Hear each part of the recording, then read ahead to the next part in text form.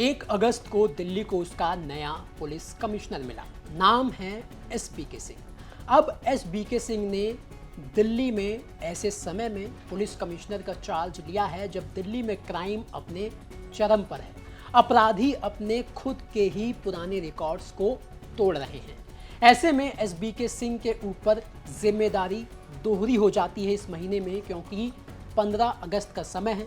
दिल्ली की सुरक्षा व्यवस्था को भी देखना है और इसके साथ ही दिल्ली में जो गैंग वॉर शुरू हुई है उसे भी खत्म करना है। इसी कड़ी में दिल्ली पुलिस को एक बड़ी कामयाबी हाथ लगी है, वो ये कि 15 अगस्त से पहले लंदन में बैठे कपिल सांगवान उर्फ नंदू गैंगस्टर के एक शूटर को दिल्ली पुलिस ने गिरफ्तार किया है, वो भी हथियारों के साथ। उसका मकसद 15 अगस्त से पहले दिल्ली में कुछ बड़ा करने का था, लेकिन उससे पहले दिल्ली पुलिस ने उसे गिरफ्तार कर लिया।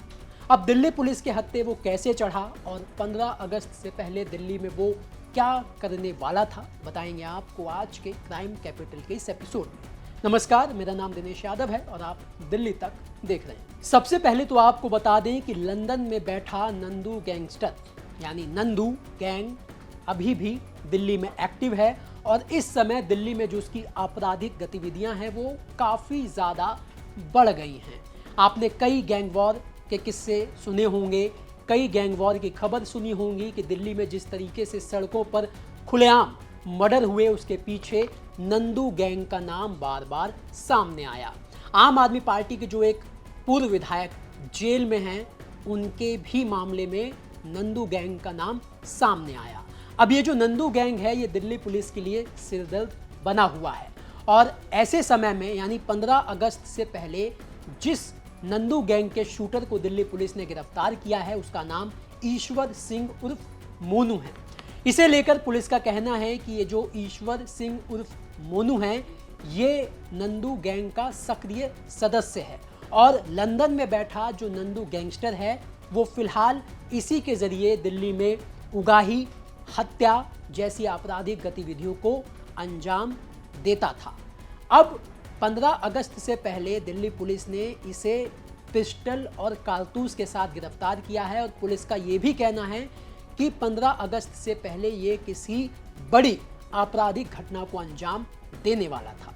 अब ये पुलिस के हत्थे कैसे चढ़ा ये आपको बताते हैं। दरअसल 15 अगस्त की सुरक्षा व्यवस्था को लेकर जो दिल्ली पुलिस है वो काफ़ी चौकस है और इस समय जो पुलिस है वो बदमाशों पर कड़ी निगरानी रख रही है और इसी कड़ी में पुलिस ने अपने कई मुखबिरों को एक्टिव किया हुआ है।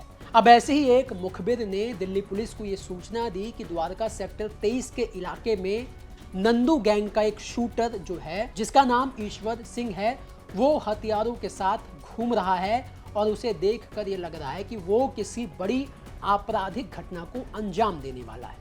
अब पुलिस को जैसे ही ये सूचना मिली पुलिस तुरंत उस इलाके में पहुंची, एक जाल बिछाया और ये जो नंदू गैंग का शूटर है इसे पुलिस ने हथियारों के साथ पकड़ लिया। अब जब इसे पकड़ लिया तो इससे पूछताछ की गई और इसने पूछताछ में दिल्ली पुलिस के सामने खुद ये खुलासा किया कि वो लंदन में बैठे गैंगस्टर नंदू के लिए दिल्ली में काम करता है।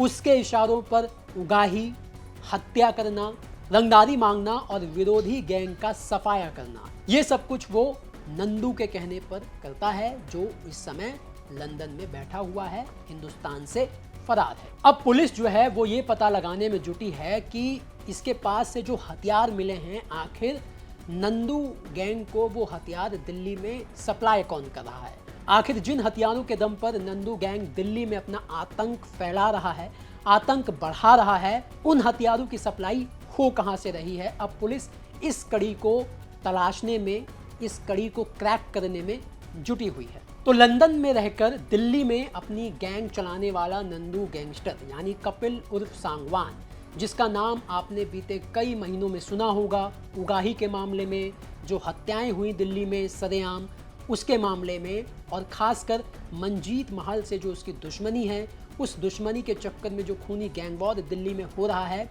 उसमें सीधा सीधा नंदू गैंग का नाम आया।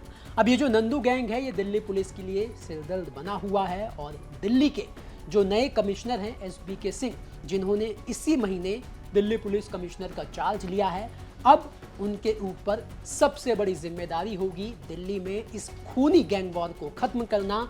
और ये जो गैंग दिल्ली में चल रही हैं, जिनके जो मास्टरमाइंड हैं, जिनके जो सरगना हैं, वो विदेश में बैठे हैं, लेकिन फिर भी उनकी गैंग दिल्ली में चल रही हैं, तो इन गैंग को खत्म करना दिल्ली पुलिस के लिए एक बड़ी चुनौती आने वाले दिनों में होगी।